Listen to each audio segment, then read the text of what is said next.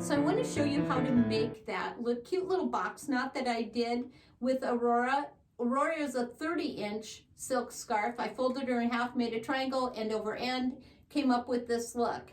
So when you do this, you're going to fold it end over end, and again, cross it over.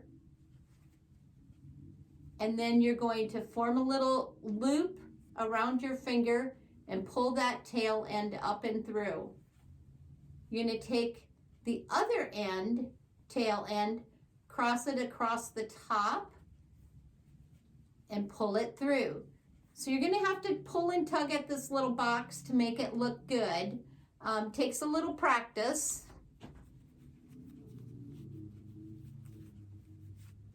But you should end up with a cute little square box. It looks fantastic.